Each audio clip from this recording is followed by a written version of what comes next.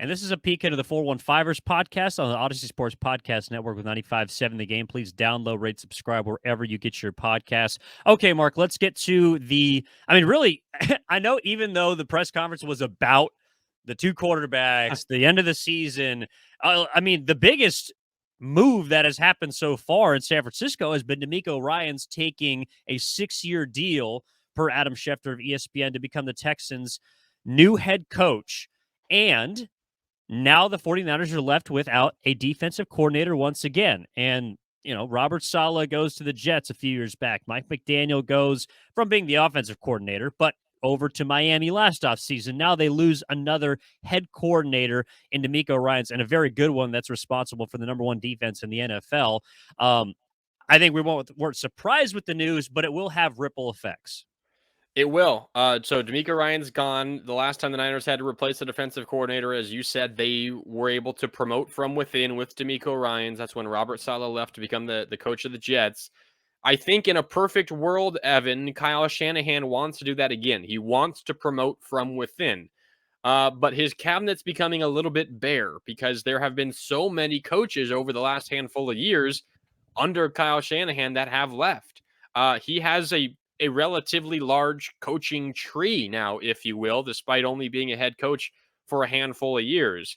It seems to me, Evan, and based on the fact that they are taking multiple outside defensive coordinator interviews, that they don't feel comfortable hiring anyone, promoting anyone from within at this point. Now, maybe in a couple of years that changes, but it doesn't seem like that's in the cards right now.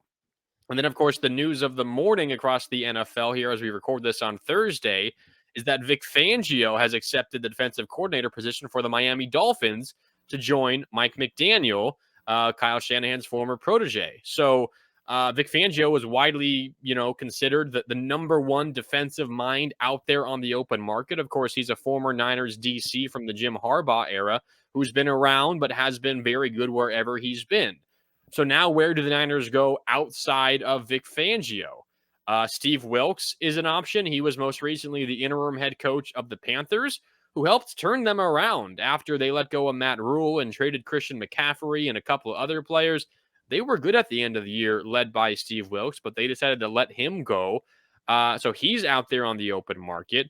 There are a couple of other names to keep an eye on, Evan, but it seems to me like Steve Wilks is probably the number one target for the 49ers at this point. Something that's interesting to keep in mind, though, is that Kyle Shanahan said in that press conference we're talking about on Wednesday, when asked about what he's looking for in a defensive coordinator, he said, well, we want to keep our scheme and we want to keep a lot of our defensive staff.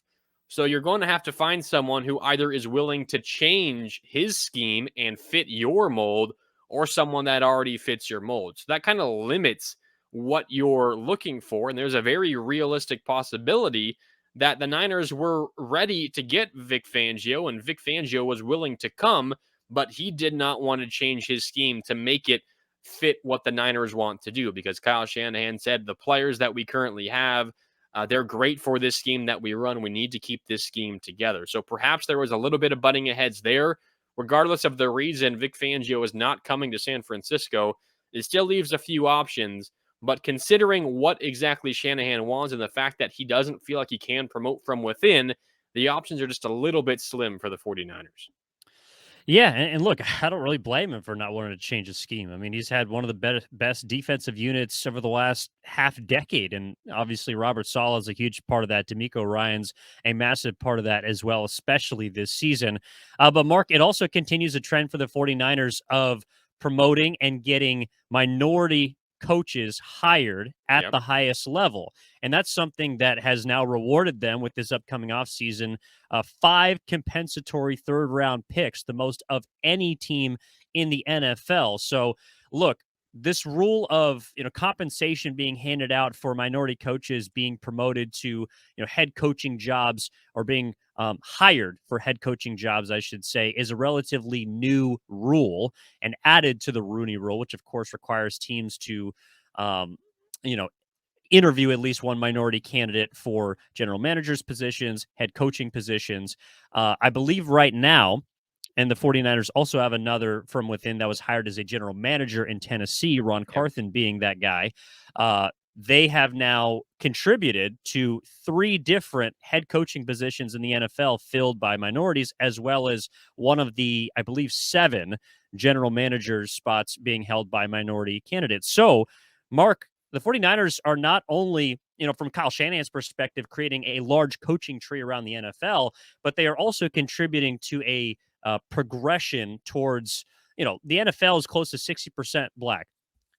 Obviously the head coaches are nowhere near that. Now they've been trending in the right direction. They were at 3 a couple of years ago. They are now up to 5. There's still 2 vacancies this year, but also the general managers has grown as well. So the 49ers have been able to aid not only the search for a lot of head coaches and vacancies, but also promoting, of course, progression in the game of football, in which there's been a large lack of, especially in recent years. Yeah, it's a really good point. And for the larger, I don't know, the larger issue of lack of representation among minorities in those leadership positions, it's fantastic that the 49ers are able to kind of be a launching point for some of those careers and for, steps up the ladder. But you look a little more selfishly at what it means for the 49ers, Evan. Of course, you love to see your people succeed, and that's huge. But for the 49ers, who have traded a lot of picks recently to get Trey Lance, to get Christian McCaffrey, to get others, they're replenishing their draft room as well. I mean, now they don't have picks in the first or second round, but they have 3 third-round picks. They have 3 fifth-round picks. They have 3 seventh-round picks. Who knows? Maybe they find the next Brock Purdy as well. And they've had a lot of success in those middle rounds of drafts. So while they don't have those top end picks for this coming year, because of their success and because of their staff members' success elsewhere. They are getting a lot of compensatory draft picks, which helps them out greatly as they head into the offseason and in future off seasons as well. So multiple benefits to this for the 49ers. It's, as you said earlier, the fact that they are creating and helping create these opportunities. Obviously, it's the individuals themselves, but they're helping be a launching pad for these steps up, in the NFL ladder. But they're also helping themselves by developing good people, and they're getting draft picks in return. So, good news all the way around for the 49ers. You obviously hate to lose quality people, but you want to see them succeed, and the Niners are being compensated in the sense that they are getting some really helpful draft picks in return. So we'll see what they can do with it. But of course, you'd rather have those picks than not. Well, and this is the other part of it too, is look, the 49ers in a league that has struggled with representation at the head coaching and in the front office level, 49ers have been more a part of the solution than the problem in recent years. And I believe that, look, the compensation is great. There were 10 picks this year doled out based on the added Rooney rule, as far as compensation goes. The 49ers got half of those picks. And that's not just because Ron Carthen gets hired in Tennessee to be the new general manager. That's because in 2020, Martin Mayhew becomes the general manager in Washington, because obviously Robert Saleh becomes the head coach in New York, because Mike McDaniel becomes the head coach in Miami. Now DeMeco Ryans becomes the head coach in Houston. And of course, Katie Sowers, who became the first female assistant coach with the San Francisco 49ers. I believe she's in college now, but the 49ers have been a part of it, the solution and not the problem. And I would offer this to the NFL. Look, a couple of years ago, there were 3 minority head coaches in the NFL. Now there are 5. There are 2 vacancies this offseason in Indianapolis and Arizona. Let's get that number to at least 6. And there are candidates that are deserving of which, including DeMeco Ryans, who got his opportunity. But not just Eric Bieniemy, which is the name that is floated around often, even though Doug Peterson, as well as another assistant head coach that became a head coach under Andy Reid, have had opportunities prior to Eric Bieniemy.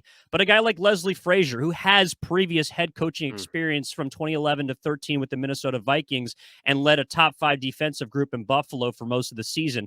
Those are candidates that deserve opportunities for a head coaching job to bump that number from 5 to 6. And again, it's still not good enough. Look, the new minority rule was only enacted in 2022, needing at least one female or minority assistant head coach on the offensive side of the football. So this is something that is relatively new that will continue, hopefully, to get better. But credit to the 49ers being a part, again, of the solution and not the problem, which is a lack of representation around the league at the head coaching and front office level.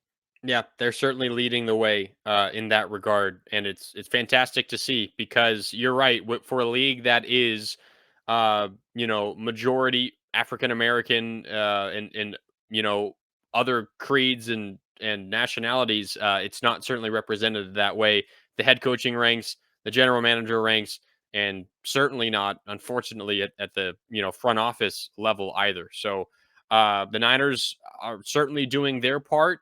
Of course, it helps to just have fantastic people, and the Niners seem to be churning out fantastic people year in and year out. And we certainly wish the best for DeMeco Ryans, like we've wished the best for everyone else that has come out of the Niners organization and has done, pretty good things. Look at what Robert Saleh has done in just a couple of years as the head coach of the Jets. Not a playoff appearance yet, but they are starting to turn the corner. They were really competitive this past season with one of the weirdest, maybe one of the worst quarterback rooms in the NFL, and they were right there for much of the season. Mike McDaniel, in his first year as head coach of the Dolphins, for the first 10 weeks of the year, if not a little bit more, 12 weeks of the year, he was perhaps going to win coach of the year in his first year as a head coach. Of course, things took a turn when Tua Tagovailoa suffered another head injury and they fell, deeply, deeply down the ranks. Of course, they still made the playoffs and almost upset the Bills, but fantastic first year for Mike McDaniel. DeMeco Ryans is certainly going to have a big challenge in Houston. I think, like I said at the end of our last episode, Evan, on Wednesday, he signed a 6-year deal. I hope the Texans give him at least 4 years. I really hope they do. They have proven in the past that they will move on quickly, but they should give DeMeco Ryans a long time to try to figure this thing out because they're not in a good spot right now. It's not going to be a 1-year turnaround. If it is, then DeMeco Ryans is going to be one of the greatest head coaches of all time if he can turn that around in one season. I hope they give him a fair shake and a real chance to try to turn the Texans around. Because he deserves that chance, and we'll certainly be rooting for him from afar. But you're right; the Niners have they played a big role in trying to further along that progress of seeing minorities succeed at the high levels of this league, which we haven't seen a lot of. So kudos to the 49ers, kudos to all the good people who have come in and out of the 49ers organization or having success elsewhere. It's great to see. Yeah, the 49ers continue to churn out quality candidates. Big tip of the cap to DeMeco Ryans, who is a big part of the success this year and in previous years for the 49ers here in San Francisco. We will continue to churn out episodes here on the 415ers, but that will do it for this edition. Mark, my man, thank you very much. And I know we're going to have to figure out the schedule moving forward here in the offseason, but I think Monday will be our next episode, so I look forward to taping it then. Yeah, tap in Monday morning on your way to work. We'll be here with another edition of the 415ers. Yes, sir. All right. You've been listening to the 415ers on the Odyssey Sports Podcast Network, brought to you by 95.7 The Game. Mark Randy, Evan Giddings signing off. Enjoy your weekend.